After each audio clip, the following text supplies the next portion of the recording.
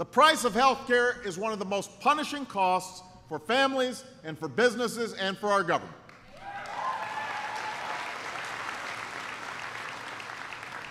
It's forcing people to cut back or go without health insurance. It forces small businesses to choose between hiring or health care. It's plunging the federal government deeper and deeper and deeper into debt. We can't have a system that works better for the insurance companies than it does for the American people.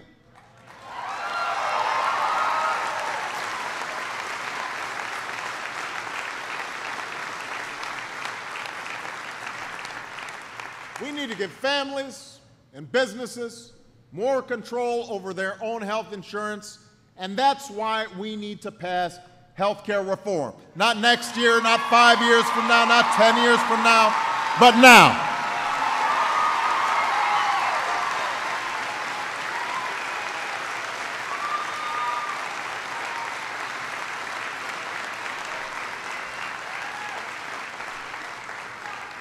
Now, since we took this issue on a year ago, there have been plenty of folks in Washington who've said that the politics is just too hard. They've warned us we may not win. They've argued now is not the time for reform. It's going to hurt your poll numbers. How's it going to affect Democrats in November? Don't do it now. My question to them is, when's the right time? If not now, when?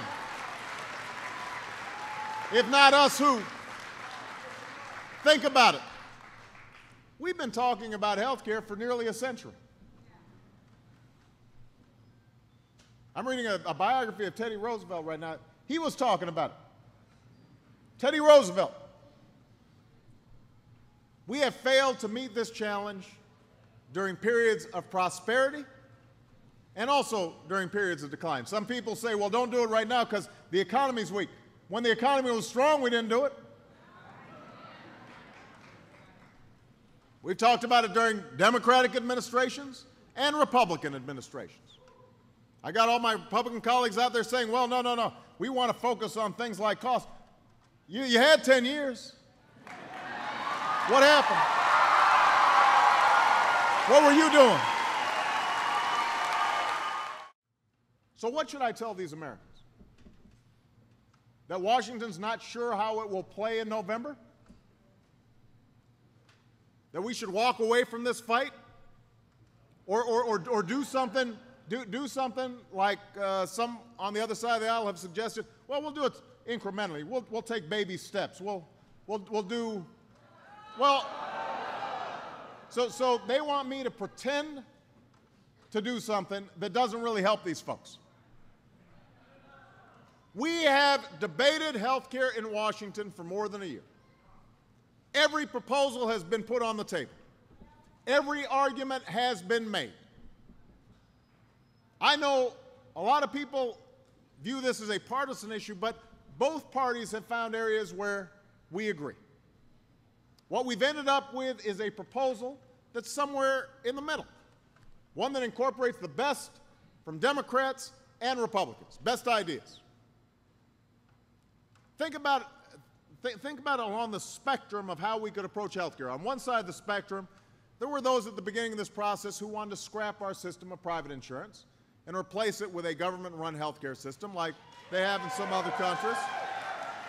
Look, it works in places like Canada, but I didn't think it was going to be practical and realistic to do it here. On the other side of the spectrum, there are those who believe that the answer is just to loosen regulations on insurance companies. This is what we heard at the healthcare summit. They said, well, you know what? If we had fewer regulations on the insurance companies, whether it's consumer protections or basic standards on what kind of insurance they sell, somehow market forces will make things better. Well, we've tried that. I'm concerned that would only give insurance companies more leeway to raise premiums and deny care.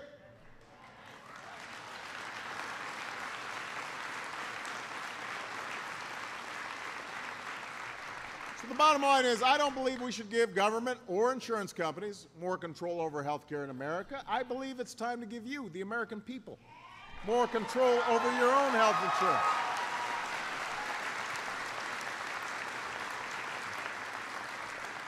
And that's why my proposal builds on the current system, where most Americans get their health insurance from their employer. If you like your plan, you can keep your plan. If you like your doctor, you can keep your doctor. But I can tell you, as the father of 2 young girls, I don't want a plan that interferes with the relationship between a family and their doctor. So we're going to preserve that. We need you to make your voices heard all the way in Washington, D.C.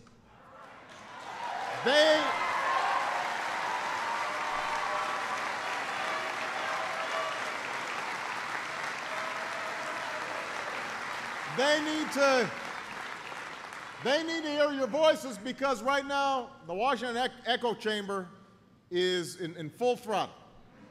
It is as deafening as it's ever been. And as we come to that final vote, that echo chamber is telling members of Congress, well, think about the politics. Instead of thinking about doing the right thing, that's what Mitch McConnell said this weekend. His main argument was, well, this is going to be really bad for Democrats politically. Now, first of all, I generally wouldn't take advice about what's good for Democrats.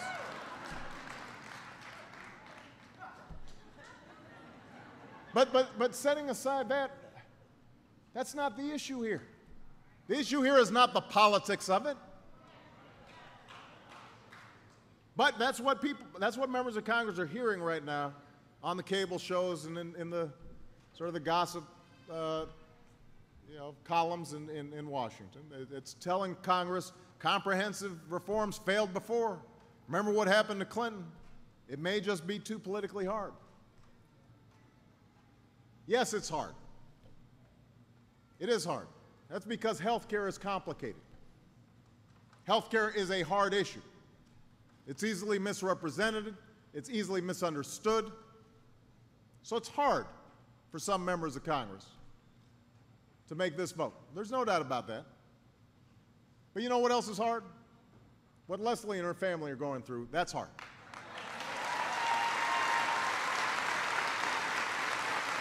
The possibility that Natoma Canfield might lose her house because she's about to lose her health insurance, that's hard.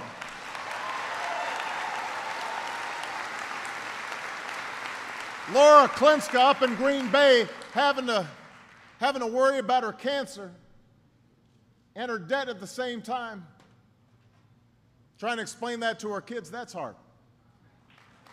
What's hard is what millions of families and small businesses are going through because we allow the insurance industry to run wild in this country. So let me remind everybody, those of us in public office were not sent to Washington to do what's easy. We weren't sent there because of the big fancy title. We weren't sent there because of a big fancy office. We weren't sent there just so everybody can say how wonderful we are. We were sent there to do what was hard. We were sent there to take on the tough issues. We were sent there to solve the big challenges. And that's why we're there.